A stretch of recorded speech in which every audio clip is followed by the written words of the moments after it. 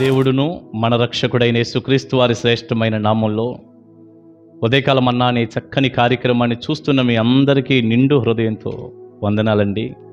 దేవుని మహాకృప మీకు తోడై ఉండునుగాక. ఎలా ఉన్నారు మీరు? దేవుని కృపలో వర్ధిల్లుతున్నారా? ప్రతిరోజు ఉదయకాలం అన్నా మీరు చూస్తున్నారండి? తప్పకుండా చూడండి, ఒక్కరోజు కూడా మిస్ అవ్వద్దు. 10 నిమిషాలే కదా, చూడండి. అనేకులకు పంపించండి, షేర్ చేయండి.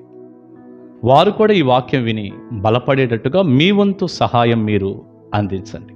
తప్పకుండా దేవుడు మిమ్మల్ని దీవిస్తాడు. 2వ కీర్తన నుంచి ఒక చక్కని మాట ఇలా మనం చదువుకుందాం. 2వ కీర్తన 12వ వచనం. ఆయన కోపము త్వరగా రగులుకొనును, కుమారుని ముద్దు పెట్టుకొనుడి, లేని ఎడల ఆయన కోపించు. అప్పుడు మీరు త్రోవ తప్పి నశించెదరు. ఆయనను ఆశ్రయించు వారందరూ ధన్యులు. కుమారుని ముద్దు పెట్టుకొనుడి. ప్రియులారా, ఇక్కడ దేవుడు అంటున్నటువంటి మాట, కుమారుణ్ణి మీరు ముద్దు పెట్టుకోండి. కీర్తనాకారుడు రాస్తున్నాడు పరిశుద్ధాత్మ సహాయంతో, కుమారుణ్ణి ముద్దు పెట్టుకోండి. ఎవరా కుమారుడు? పాస్టర్ గారు, మేము రోజు మా కొడుకును ముద్దు పెట్టుకుంటున్నామండి, మా కుమారుణ్ణి అంటారా?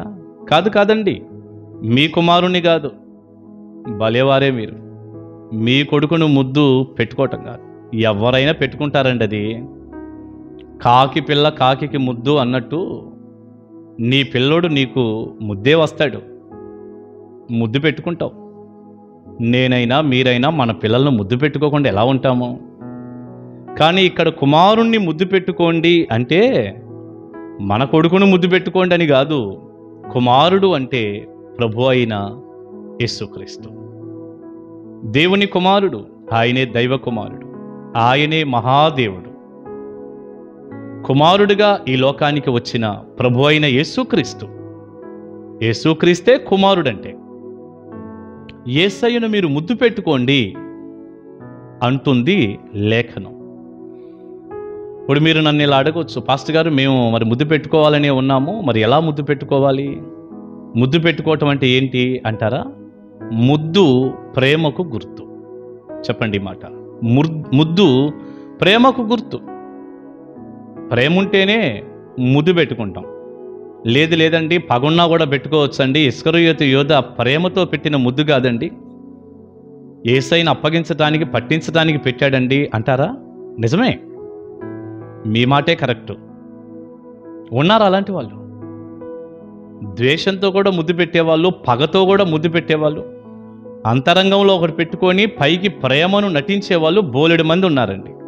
కానీ ఈ ముద్దు ఆ ముద్దు కాదు. అలాంటి వేషధారణతో కూడినటువంటి ముద్దు కాదు, అలాంటి వేషధారణతో కూడిన ప్రేమ కాదు. ఇది నిజమైన ప్రేమతో పెట్టే ముద్దు. అంటే ప్రేమించటం, యేసయ్యను నిజంగా ప్రేమించటం. ఒకవేళ ఆ రీతిగా ప్రేమించకపోతే, లేక కుమారుణ్ణి ముద్దు పెట్టుకోకపోతే, ఇక్కడ అన్నాడు చూడండి, లేని ఎడల ఆయన కోపించును, ఆయన కోపము త్వరగా రగులుకొనును. అంటే తండ్రి అయిన దేవుడికి కోపం వచ్చేస్తట యేసయ్యను ప్రేమించకపోతే. యేసు ప్రభుని ప్రేమించకపోతే దేవునికి కోపం వస్తుందటండి. అప్పుడు ఏమైద్ది? అప్పుడు మీరు త్రోవ తప్పి నశించెదరు అన్నాడు. త్రోవ తప్పి మీరు నశిస్తారు అన్నాడు. మరి దేవుని కోపం వస్తే మనం బాగుంటామా? ఉండంగా నశిస్తాం. ఇబ్బందులు, శ్రమలు, కష్టాలు. ఈ రోజున బోలెడు మందిని చూడండి మన సంఘంలో. మరి బాబు, మీరు దేవుణ్ణి ప్రేమించండి అయ్యా, కాస్త ఆయన సన్నిధికి రండి, కొద్ది కుదురుగా ఉండండి, కాస్త ప్రార్థన చేసుకొని బైబిల్ చదువుకోండి అంటే ఎంతమంది కనపడుతున్నారు మనకి? పేరుకు మాత్రం క్రైస్తవులుగా ఉన్నారు, పేరుకు మాత్రం ఫలానా మందిరానికి మేము వెళ్తాము, క్రీస్తు కృపా ప్రార్థనా మందిరం మాది, మా పాస్టర్ గారి పేరు కృపా శామ్యూల్ గారు, గొప్ప దైవజనుడు ఆయన, ఓ భలే చదువుతాడు వాక్యం, మీటింగులు కూడా వెళ్తుంటారు. ఎందుకండి ఈ మాటలన్నీ? ఏమొస్తుంది మీకు? నేను ఎలాంటి సేవకుడినైతే ఎన్ని మీటింగుల్లో వాక్యం చెబితే మీకు ఒరిగేదేముంది? మీ భక్తి కదా మీకు ఉపయోగం, మీ భక్తి కదా మీకు ధైర్యం, మీ భక్తి కదా మీకు ఆశీర్వాదం. మీరు దేవుణ్ణి ప్రేమిస్తే కదా ఆయనను ఆశ్రయించు వారందరూ ధన్యులని రాస్తున్నట్టు మీరు దేవుణ్ణి ప్రేమిస్తే, దేవుణ్ణి ఆశ్రయిస్తే అది కదా దీవెన. నువ్వు దేవుణ్ణి ప్రేమించకుండా, దేవుణ్ణి ముద్దు పెట్టుకోకుండా, ఆయన్ని ఆశ్రయించకుండా, ప్రేమే లేకుండా ఏదో ఒట్టిపోయినట్టుగా. కొంతమంది భార్యాభర్తలు ఒకరంటే ఒకరికి ఏ ప్రేమ ఉండదు, కానీ కలిసే ఉంటారు, ఒకే ఇంట్లో కలిసే ఉంటారు, మాట్లాడుకోరు. భార్యకి ఏదైనా అవసరం వస్తే తలుపు లెంక, కిటికీ లెంక చూసి మాట్లాడుతూ ఉంటుంది. అది లేదు, ఇది లేదు, ఇది కావాలి, కూరకేమీ లేదు, బియ్యం లేవు, ఏదో చెబుతుంటుంది. తలుపు ఎంక చూసి ఆమె చెప్పిద్ది, కిటికీ ఎంక చూసి ఆయన చెబుతుంటాడు. ఆమె ఎంక మాత్రం పొరపాటును చూడడం, ఆయన ఎంక ఏమో చూడదు. ఆయన ఏం చెబుతాడు? కిటికీ ఎంక చూసి, జేబులో డబ్బులు పెట్టాను, తీసి తెచ్చుకో అంటాడు. ఇద్దరు ఒకే ఇంట్లో ఉంటారు, కానీ ఏం మాట్లాడుకోరు. విశ్వాసులు మందిరంలోనే ఉంటారు, పేరుకు క్రైస్తవులని పిలువబడతారు. ఇంట్లో యేసు ప్రభు ఫోటో, క్యాలెండర్ కూడా ఉంటుందండి, బైబిల్ కూడా ఉంటుంది. ఇప్పుడు అలవాటుగా బైబిల్ కూడా కొనుక్కుంటాం కదా, ముందే ఇంట్లో ఉంటుంది. కానీ దేవుణ్ణి ముద్దు పెట్టుకునే వాళ్ళు కాదు, దేవుణ్ణి ప్రేమించేవారు కూడా వారు కానే కాదు. లోక సంబంధులుగా, శరీర సంబంధులుగా ఉన్నవారు బోలెడు మంది ఉన్నారు. తల్లి, గుర్తుపెట్టుకో, భక్తి జీవితం అంటే నటన కాదు. దేవుణ్ణి నమ్మటం అంటే వేషధారణ జీవితం కాదు. దేవునికి కోపం వస్తుంది, దేవుడు శిక్షిస్తాడు. ఆ మాటలే ఉన్నాయి, మంచిది కాదు. ఇప్పుడే ఉన్న పాటున్న దేవుణ్ణి నువ్వు ప్రేమించే విధానంలోనికి వచ్చుదువుగాక. ఆయన్ని ముద్దు పెట్టుకునే వ్యక్తిగా, ప్రేమించే వ్యక్తిగా నువ్వు మారుదువుగాక. మీరు నన్ను ఒక మాట ఇలా అడగవచ్చు, ఎందుకంటే మీ ప్రశ్న కూడా నేనే వేసి జవాబు చెప్తున్నాను. మీరు నన్ను అడగలేరు కాబట్టి. ఇప్పుడు పాస్టర్ గారు, మీరు చెప్పినట్టుగా మేము దేవుణ్ణి ప్రేమించాలనుకుంటున్నామండి, ఈ లోకము అది ఇది మాకు వద్దు, ఇక నుండి ఆయన్ని ముద్దు పెట్టుకుంటాం, ఆయన్నే బాగా ప్రేమిస్తాము, యేసయ్యని. మరి ఇంతకు అసలు ప్రేమించటం అంటే ఏంటి, ఎలా ప్రేమించాలి అంటారా? దానికి ఒక చక్కని వివరణ యోహాను సువార్తలో ఉందండి. ఒకసారి చూడండి మీరు. యోహాను సువార్త 14వ అధ్యాయం 23-24 వచనాల్లో క్లియర్గా రాస్తుంది.